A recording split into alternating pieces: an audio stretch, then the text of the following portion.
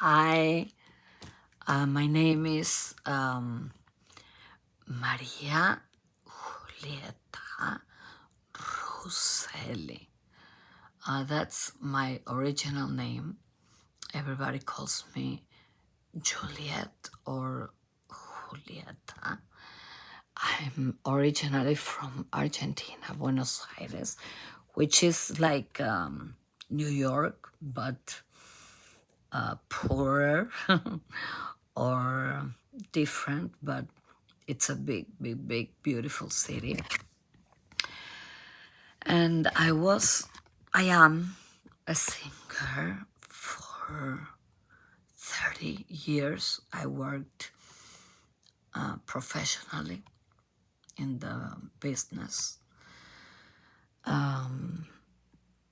like a regular singer. I wasn't famous. I just had gigs and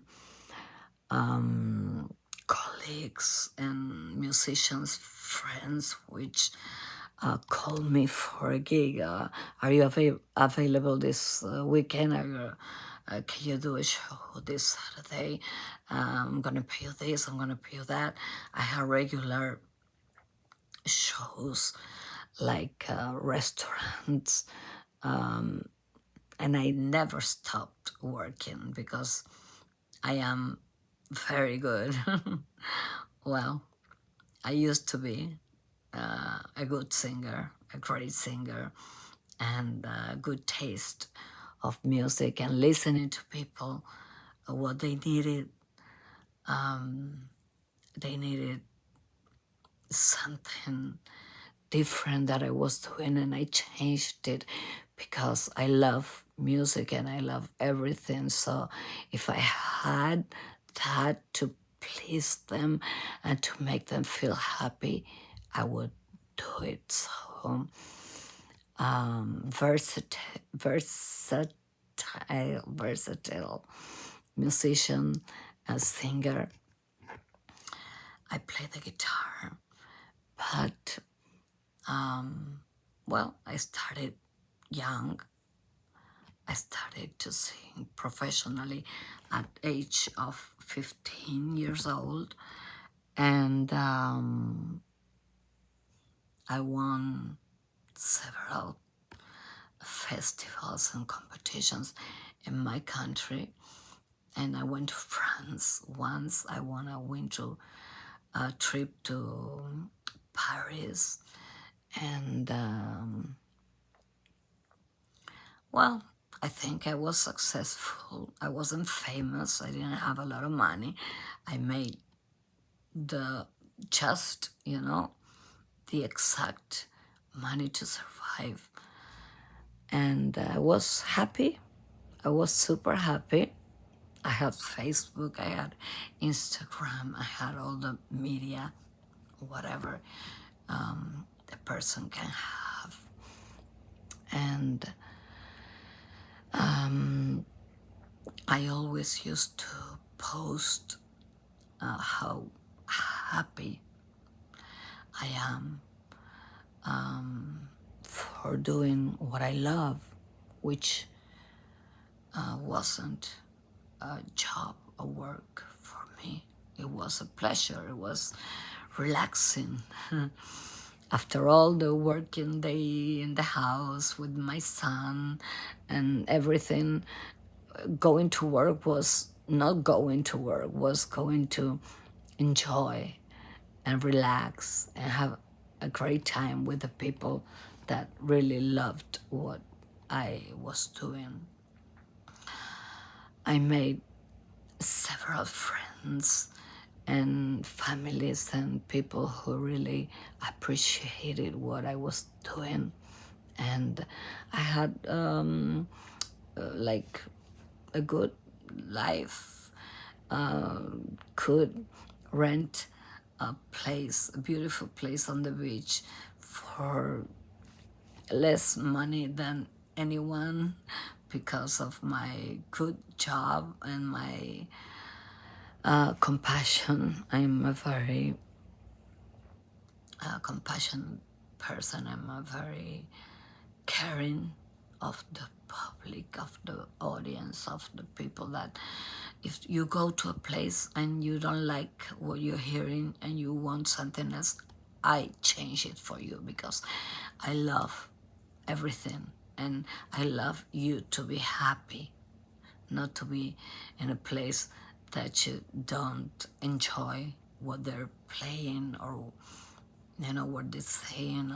So I was happy. I was a happy person doing what I loved and what I did for 30 years.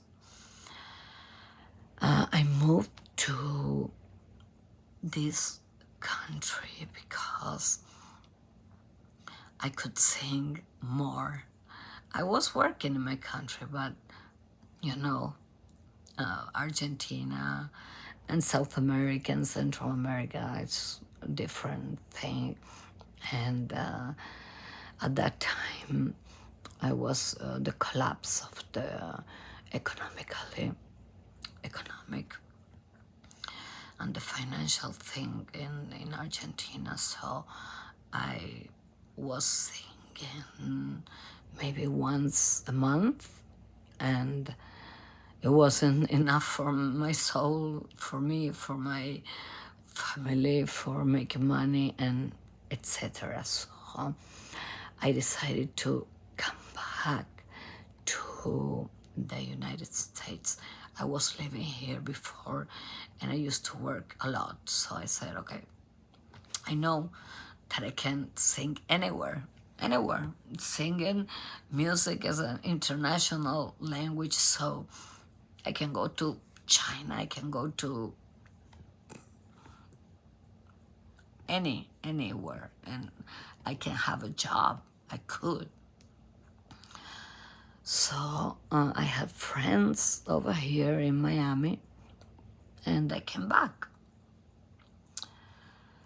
Well, I came back and I had a family here.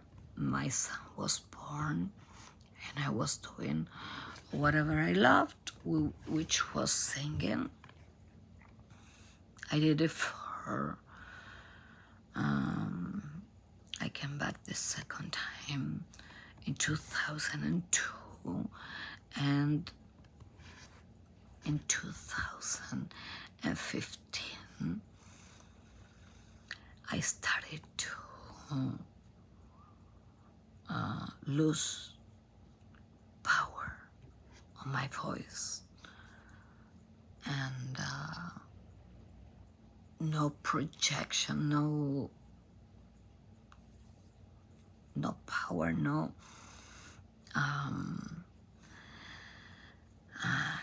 how can I describe this? It was terrible. It was like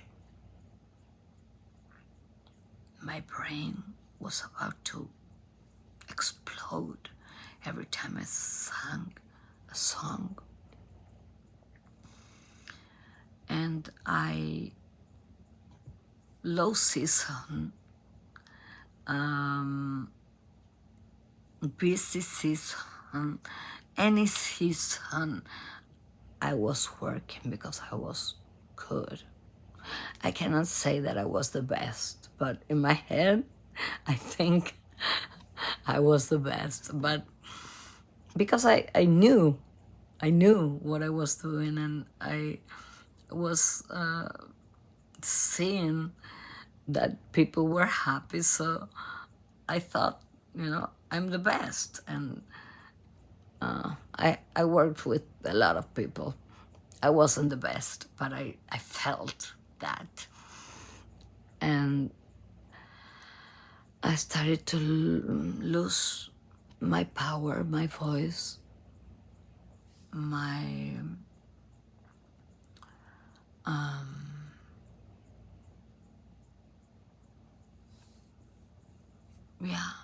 everything. There were breaks on my voice. I was not I couldn't reach the right pitch, which for me singing it was like walking, like living all my life. I was a singer since I am 3, 4, 5 years old. My mom was a singer, my sister is a singer, my niece is a singer. It's a family thing, and well, one day I couldn't sing anymore. I said no more, because my brain is gonna explode. This was 2015. I'm gonna make it short because it's very long, the story, but I went to almost, let's say, 20 ENTs specialists. I'm not gonna say the names. A lot here in Miami, Florida, and Hollywood, where I live, or Florida. They didn't know what I had. So I was 3 years sleeping, seated down, not sleeping, not having a good rest, because they said that it was my stomach, acid reflux, which I checked it out. Of course, I have like more than 200 tests, all good. They were all good, neurological, allergist, cardiologist, pulmonologist, of course, ENTs, and they said it was like a function, dysphonia, that I had to do speech therapy, which I did, and the speech therapist couldn't figure out what was happening, you know. I tried to sing and I couldn't. Like now it's worse, but okay, I make it short. After 3 years, I went to Cleveland Clinic, Ohio, not Florida. Florida is a joke. That clinic is a joke. I went to Ohio and I saw a speech therapist who checked my vocal cords and my throat through a camera, the little thing they put, you know, the camera inside my nose, which I did like 20 times before that or more. And he told me that I had spasmodic dysphonia AB, and that it was a very rare type, AB, which is opening, so the muscles of the vocal cords, they have spasms and they make my vocal cords open, so that's why the breathy voice.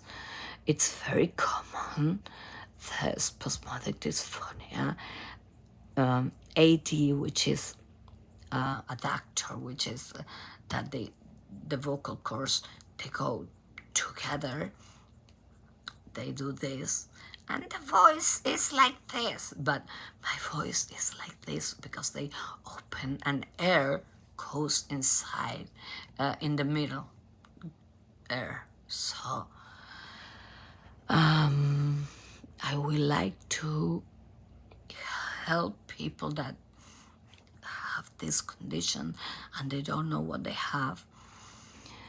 They don't know why, they don't know where, nowhere, why it came from, why it happened. They say stress, but stress is everywhere. Like when they don't know what it is, they say stress, you know. So they practiced with me and they injected several times Botox on my throat. Never successfully, only once I could maintain a note like for more seconds than usually, and I could speak a little bit better with not that effort that I'm speaking now, and I'm much worse. Like on the phone, you don't know, you don't understand anything that I say. Okay, so after singing for 30 years and being like a child singer, and doing this, it was like dying for me. My life was done. I was more than half dead.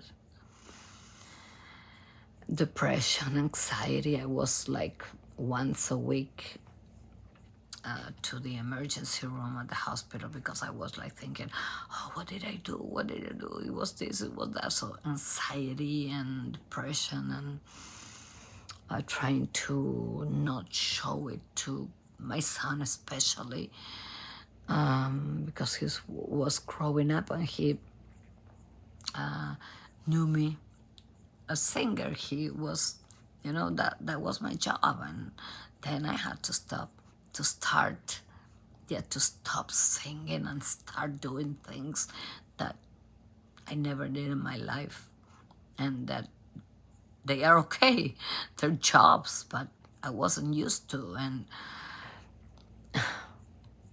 it's like for a football player to get injured and never ever play again, and or a boxer or doctor injure your hands or something, and then you cannot do what you love, and it's a loss. It's like a death. It's like you're mourning every day, night, afternoon, cry every day. I couldn't hear music. I couldn't listen to anything because everything that I heard was I was singing that. And well, I I have a big story to tell people and to be told, so people that has this knows, they know what they have, because I was 3 years freaking out, like I was out of this world, not knowing what I had, and not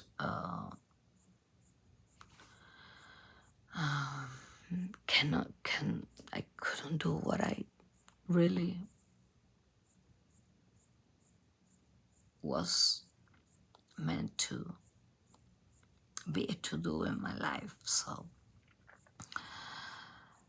this is the first part of my story. I'm gonna go on and I'm gonna make a channel, and I want you to understand that I'm not complaining, that I'm not throwing the towel. I keep on going. Tomorrow I go to New York to see a great doctor that is injecting me Botox. So it's gonna be a long journey, but I'm gonna do it because I really, really, really want to sing again. And I hope you follow me and see what's going on, so I'm gonna try to record tomorrow what the doctor does. Is the third time I go to New York to this doctor, and he's the best. I love him. I also love Adam Lloyd, who is a speech therapist and helps me so much. And I love him.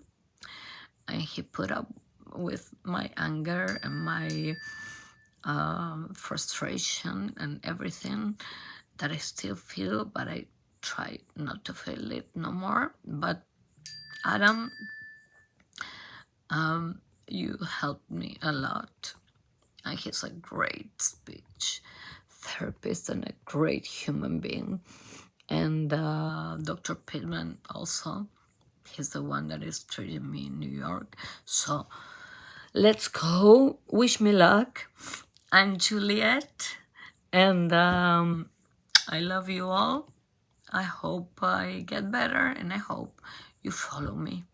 And if anybody feels the same, breaks, you cannot speak, it's very difficult, and you feel disabled, people look at you and say, what? Because they don't understand what you're saying.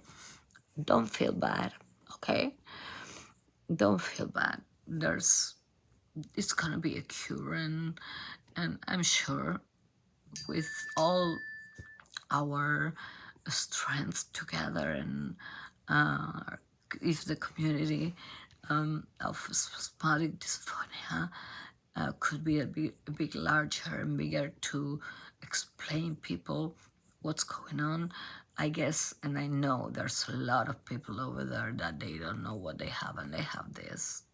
And nobody can tell you because it doesn't show in any test that you do. Okay? Thank you for,